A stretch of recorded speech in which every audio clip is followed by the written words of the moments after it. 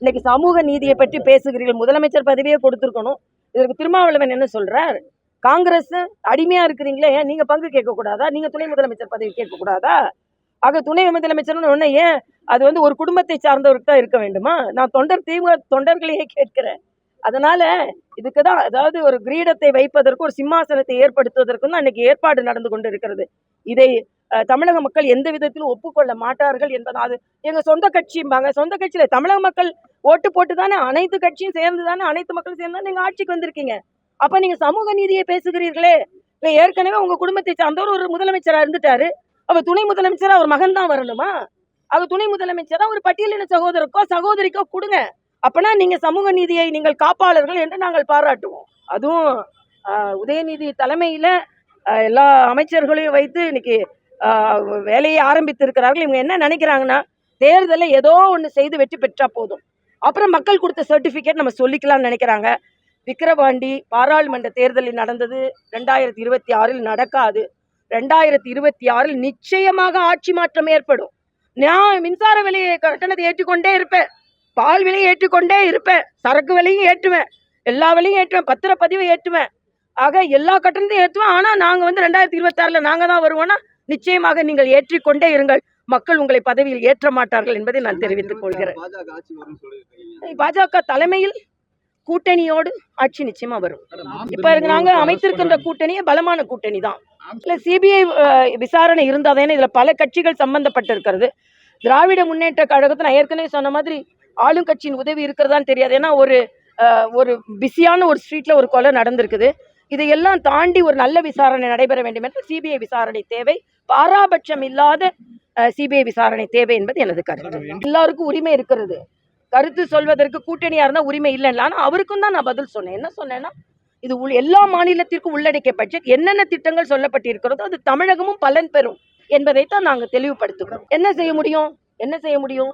காதர்ந்த ஊசி நான் ஏற்கனவே பதிவு போட்டிருந்தேன். ஒன்றும் செய்ய முடியாது. போராட்டம் பண்ணுவாங்க. என்ன செய்ய முடியும்? அதனால தான் நாங்கள் என்ன கேட்கறதுன்னா, ஒரு ஆக்கப்பூர்வமான ஒரு நடவடிக்கைக்கு ஒரு ஆளும் கட்சி இன்னைக்கு நிச்சயமா பாஜகவோட மத்திய தலைமை தமிழகத்திலிருந்து பாராளுமன்ற உறுப்பினர்கள் பாஜக சார்பில் போயிருந்தா இன்னும் அதிகமாக எங்களால் பெற்று தந்திருக்க முடியும் என்ற ஆதங்கத்தை நான் சொல்கிறேன். இப்போ இன்னைக்கு போராடுவாங்க, அதே மாதிரி எதிர்ப்பு குரல் கொடுத்து கொண்டே இருப்பார்கள். ஆக்கப்பூர்வமாக அவர்கள் எதையுமே செய்ய மாட்டார்கள். இதுதான் அவங்க அரசியல். அவர்களுக்கு தமிழக நலன் அவசியம் கிடையாது, அரசியல் தான் முக்கியம் ஸ்டாலினுக்கு, அவங்க கட்சிக்கு. மத்திய பட்ஜெட் தாக்கல் செய்யப்பட்டிருக்கிறது. இது அனைவருக்குமான பட்ஜெட். இளைஞர்களுக்கான, பெண்களுக்கான, விவசாயிகளுக்கான, தொழில் முனைவோருக்கான வேலை வாய்ப்பை அதிகரிக்கும் ஒரு பட்ஜெட்.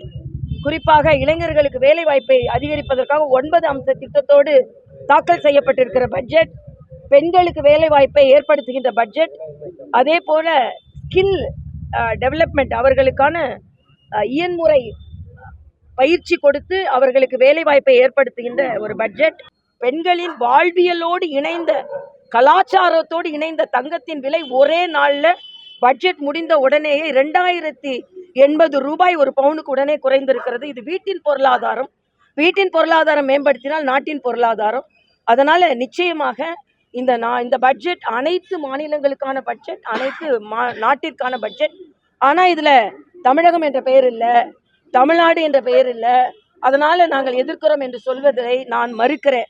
இன்னைக்கு செங்கோல் பாராளுமன்றத்தை அலங்கரித்து கொண்டிருக்கிறது. அது தமிழகத்தின் சாட்சியாகத்தான் அலங்கரித்து கொண்டிருக்கிறது. வேற எந்த மாநிலத்திலிருந்தும் உள்ள குறியீடு அங்கே இல்லை. ஆனால் அதற்கு நீங்கள் உடனே அந்த செங்கோலை எடுக்க வேண்டும் என்று சொன்னீர்கள்.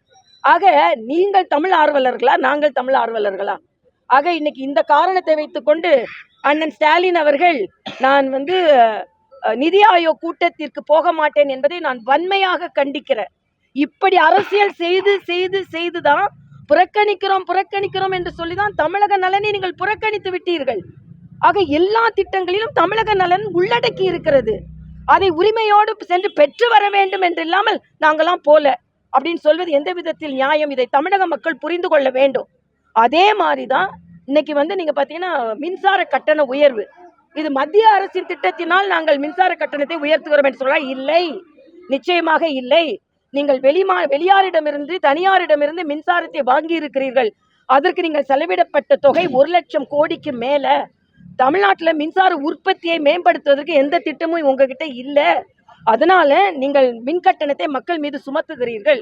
அதனால் பத்திர கட்டணம் உயர்ந்தாச்சு, மின் கட்டணம் உயர்ந்தாச்சு, பால் விலை உயர்ந்தாச்சு, பல சரக்குகளின் விலை உயர்ந்தாச்சு.